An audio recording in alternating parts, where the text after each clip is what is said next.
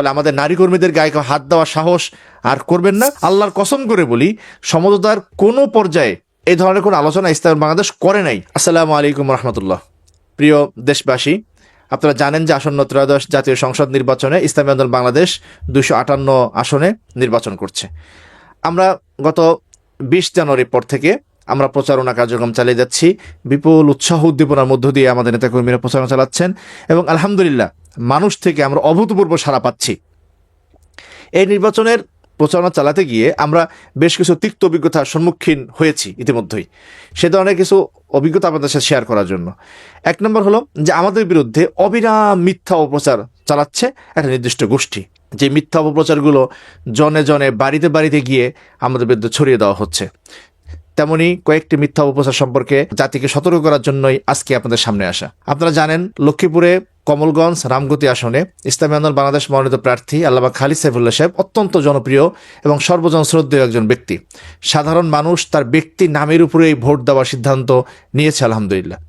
সেইখানে একটি রাজনৈতিক সংগঠনের নেতাকর্মীরা তারা মানুষের বাড়ি বাড়ি গিয়ে বলছেন যে আল্লামা খালিদ সাইফুল্লাহ সাহেবের মার্কা হলো দাঁড়িপাল্লা। ব্যাপারটা কতটা নোংরা এবং কতটা জঘন্য একটা চক্রান্ত যে মানুষ, গ্রামের সহজ সরল মানুষ, তারা মার্কা দেখে সাধারণত ভোট দেয়। তাদেরকে বলা হচ্ছে যে খালিদ সাইফুল্লাহ সাহেবের মার্কা হলো দাঁড়িপাল্লা। মানে মানুষ খালিদ সাইফুল্লাহ সাহেবকে ভোট দেবে, যেই ভোটটা হাত পাখায় পাওয়া হওয়ার কথা, তারা মানুষকে বিভ্রান্ত করার চেষ্টা করছে যাতে করে খালিদ সাইফুল্লাহ সাহেবকে ভোট দেওয়ার নাম করেই দাঁড়িপাল্লায় ভোট যায়। এটা একটা মিথ্যা এবং নোংরা একটা অপপ্রচার। আমরা তার প্রতিবাদ জানাচ্ছি এবং সকলকে আমরা সতর্ক করছি। দ্বিতীয় যে বিষয়টা আমরা শিকার হচ্ছি, গতকালকে আমি টাঙ্গাইলের বিভিন্ন আসনে গিয়েছিলাম, সেখান থেকে আমি সরেজমিনে দেখেছি এবং দেশের অন্যান্য আসন থেকেও আমরা যেটা পাচ্ছি সেটা হলো যে মানুষের কাছ থেকে বলা হচ্ছে যে হাত পাখা নাকি বসে গেছে। আমি আপনাদের সামনে পরিষ্কার করে বলতে চাই, ইসলামী আন্দোলন বাংলাদেশে 258 আসনের কোনোটার থেকে আমরা সরে যাই নাই, যাবো না ইনশাআল্লাহ। এবং 12ই ফেব্রুয়ারি আমরা নির্বাচন করব। যদি 12ই ফেব্রুয়ারি কোনো উদ্ভূত কারণে নির্বাচন থেকে ইসলামী আন্দোলন বয়কট করেও সেটা ইসলামী আন্দোলন প্রকাশ্য ঘোষণা দিয়ে সেটা করবে। আমরা মনে করি তেমন কোনো পরিস্থিতি তৈরি হবে না। ফলে আপনারা নিশ্চিত থাকুন, ইসলামী আন্দোলন বাংলাদেশের সবাই 258 জনই মাঠে থাকছে হাত পাখা প্রতীকেই। এই নোংরা অপপ্রচার যারা করছেন তাদেরকে থেকে দেশবাসীকে সতর্ক থাকার আমরা আহ্বান জানাচ্ছি। তৃতীয় একটি বিষয় সেটা হলো যে আমরা ইদানিংকালে দেখছি নানা জায়গায় বলা হচ্ছে ইসলামী আন্দোলন থেকে নাকি নেতাকর্মীরা জামাত ইসলাম সহ অন্যান্য দলে নাকি যোগ দিচ্ছে। এটা সম্পূর্ণ মিথ্যা এবং বানোয়াট একটা অপপ্রচার। এবং খুব দুঃখজনক বিষয় হলো জাতীয় মিডিয়ার অনলাইন ভার্সনগুলো তারা এই ধরনের সংবাদকে কোনো ধরনের যাচাই না করে, কোনো ধরনের ক্রস চেক না করে সরাসরি তারা ছেড়ে দিচ্ছেন। আমি আপনাদেরকে একটা উদাহরণ দিই। আমাদের ঢাকা 9-এর একটা আসনের কথা, ঢাকা 9-এর কথা বলা হলো দাসেরকান্দিতে ইসলামী আন্দোলন বাংলাদেশের নেতাকর্মীরা নাকি জামাত ইসলামে যোগ দিয়েছে। আমরা খোঁজ নিয়ে দেখলাম তারা ইসলামী আন্দোলন বাংলাদেশের সম্পৃক্ত না। দাসেরকান্দি থেকে চরমোনাইতে একটা লঞ্চ যায়, সেই লঞ্চের ব্যবস্থাপনা করার জন্য একটা কমিটি করা হয়েছে, সেই কমিটির তারা দায়িত্ব পালন করে। তারা পরিচয় দিচ্ছে ইসলামী বাংলাদেশে নাকি তারা যোগদান করেছে। আমরা দেখলাম যে নেত্রকোনাতে কয়েকটা আসন এরকম বলা হচ্ছে আমার নাকি এরকম নাকি ইসলামী আন্দোলন বাংলাদেশের কর্মীরা অন্য জায়গায় গিয়েছে। সম্পূর্ণ মিথ্যা কথা। আমি জাতিকে স্পষ্ট করে বলতে চাই যে ইসলামী বাংলাদেশের বড় সংগঠন, বিগত 15 বছরে অনেকেই এখানে এসে আশ্রয় নিয়ে থাকতে পারে, কেউ কেউ আশ্রয় নিয়ে থাকতে পারে, তাদের কেউ কেউ এখন তো অন্য দলে চলে যেতেও পারে, সেটা অস্বাভাবিক কিছু না, রাজনীতি দলে এটা হয়। কিন্তু মিথ্যা কথা বলার দরকারটা কি? এবং বারংবার জামাত ইসলামের পক্ষ থেকে কথা বলা হচ্ছে। আমি তাদের প্রতি বলবো যে ভাই, এটা তো আপনাদের হীনমন্যতা যে ইসলামী আন্দোলন বাংলাদেশ থেকে কেউ যায় নাই, কোনো না কোনোভাবে সম্পৃক্ত, কেউ কেউ সম্পৃক্তও না, সেটাকে এরকম বড় হাইলাইট করে আপনারা যে আপনাদের দলে যোগদান দেখাচ্ছেন, তো এটা তো একদম হীনমন্যতার লক্ষণ। আমরা আশা করবো যে এই ধরনের হীনমন্যতাটা আপনারা দেখাবেন না। আরেকটা যেটা বিষয় সেটা হলো যে আমাদের নারী কর্মীদেরকে নানা জায়গায় হেনস্থার ঘটনা আমরা শুনতে পাচ্ছি এবং দুঃখজনক বিষয় হলো সেটা একটা ইসলামী দলের পক্ষ থেকেই এই হেনস্থার শিকারটা হতে হচ্ছে। আজকে যেটা সর্বশেষ দেখা গেল যে আমাদের ভোলা চর ফ্যাশনে আমাদের প্রার্থীর মেয়ে, বড় মেয়ে মারিয়া কামাল, তাকে একেবারে হেনস্থা করা হয়েছে এবং মাটি থেকে ফেলে দেওয়া হয়েছে ধাক্কা দিয়ে। তো এটা তো একটা ইসলামী সংগঠনের কাছ থেকে কোনোভাবেই প্রত্যাশা করা যায় না। তো আমরা বাংলাদেশ জামাত ইসলামী নেতৃবৃন্দকে বলবো যে আমরা একটা সমঝোতায় ছিলাম, আপনারা ইসলামী রাজনীতি করেন, আমরা ইসলামী রাজনীতি করি, একটা সমঝোতা ছিলাম, নানা রাজনৈতিক বোঝাপড়ায় সেটা আর হয় নাই। সেজন্য তো পারস্পরিক সৌহার্দ্য শান্তি তো নষ্ট করার কোনো কারণ নেই। আমরা যখন রাজনীতি করি, আমার দলের পক্ষে প্রচারণা চালাই, সেই প্রচারণা চালাইতে গিয়া আমরা আপনি আপনার দলের ভালো দিকগুলো বলেন, অন্য দলের বিরুদ্ধে বা ইসলামী আন্দোলনের বিরুদ্ধে মিথ্যা অপপ্রচার চালানোর দরকারটা কি? আমি আরেকটা অপপ্রচারের আপনাদেরকে দেই, উদাহরণ দিই। সেটা হলো কি, বলা হচ্ছে যে ইসলামী আন্দোলন বাংলাদেশ নাকি সমঝোতার মধ্যে প্রধানমন্ত্রী এবং রাষ্ট্রপতির পদ চেয়েছে।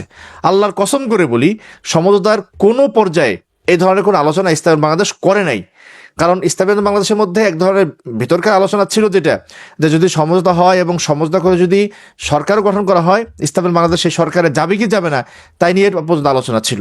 সেইখানে আমরা সমঝোতায় আমরা প্রধানমন্ত্রীর পদ চাইছি, রাষ্ট্রপতির পদ চাইছি। এটা একেবারেই মিথ্যা কথা, কিন্তু এই মিথ্যা কথাটা সবার মধ্যে ছড়িয়ে দেওয়া হয়েছে। আমি এনসিবির এক নেতার থেকে জানি যে সেটা এনসিবির কেন্দ্রীয় কমিটিতে সেটা আলোচনা হয়েছে। আমি বলবো যে ভাই, এই মিথ্যা কথাটা ছড়ানোর কোনো কারণ নাই। ইসলামী আন্দোলন বাংলাদেশ এ ধরনের কোনো পদপদবি নিয়ে আলোচনা করে নাই। আরেকটা বিষয় আমাদের বলা হচ্ছে, আমরা নাকি জোটের শীর্ষ নেতৃবৃন্দের আসনে প্রার্থী দিয়ে রেখেছি। তার মধ্যে উদাহরণ দেওয়া হয় যে ঢাকা 11-তে নাহিদ সাহেবের আসনে প্রার্থী দেওয়া। ইসলামী আন্দোলন বাংলাদেশ গত 1 বছর আগেই 300 আসনে প্রার্থী দিয়ে দল গোছানোর কাজ করেছে। তারই ধারাবাহিকতায় ঢাকা 11-তে আমরা প্রার্থী দিয়েছি, এবং এনসিপি আমাদের সাথে সমঝোতা ছিল না। না থাকার ফলে আমাদের যুগ্ম মহাসচিব শেখ ফজলুল মাসুদ তিনি সেখানে কার্যক্রম চালিয়ে গিয়েছেন। এনসিপি যখন এই সমঝোতা যুক্ত হইল, সেটা আমাদের সাথে জানানো হয় নাই। তারপরেও যখন আমরা জানছি যে যুক্ত হয়েছে, তখনই মাসুদ ভাই সেই ঢাকা 11 থেকে প্রচারণা বন্ধ করে দিয়েছেন, এবং তিনি ইসলামী বাংলাদেশের কেন্দ্রীয় নির্বাচন পরিচালনা কমিটির আহ্বায়ক হিসেবে দায়িত্ব গ্রহণ করেছিলেন। এরপরে যখন সমঝোতা হইল না, তখন আমরা সব জায়গায় নির্বাচন করব, তো তারই অংশ হিসেবে মাসুদ ভাই আবার ঢাকা 11-তে ইলেকশন করছেন।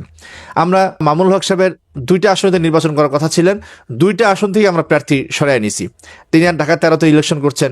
ঢাকা 13-তে আমাদের ইঞ্জিনিয়ার মুরাদ ভাই অনেক দিন যাবৎ পরিশ্রম করছেন, তাকেও আমরা সেখান থেকে উঠিয়ে নিয়ে আসছি।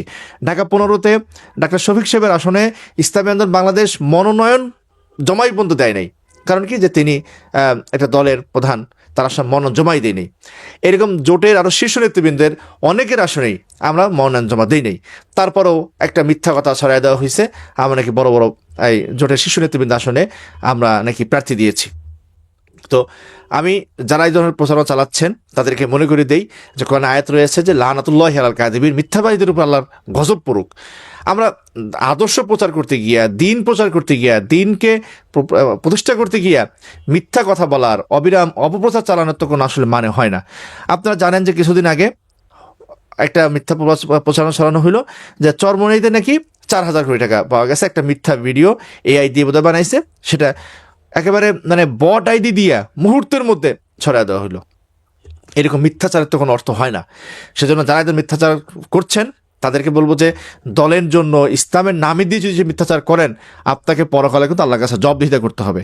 এবং আমি দেশবাসীকে সতর্ক করি যে 1 নম্বর সতর্ক করা, সেটা হলো ইসলামী বাংলাদেশ কোনো আসন থেকে সরে যায় নাই। এক্ষেত্রে সবাই অটল অবিচল থাকুন। ইসলামী বাংলাদেশ শেষ পর্যন্ত নির্বাচন করবে ইনশাআল্লাহ। দ্বিতীয় বিষয় হলো, আমরা কোনো জায়গাতেই রাষ্ট্রপতি প্রধানমন্ত্রীর পদ চাইছি, এটা সম্পূর্ণ মিথ্যা কথা। এবং জোটের শীর্ষ নেতৃবৃন্দ আসনে আমরা প্রার্থী দিয়েছি, এটাও সম্পূর্ণ মিথ্যা কথা। ফলে দেশবাসীকে বিভ্রান্ত না হওয়ার অনুরোধ করব।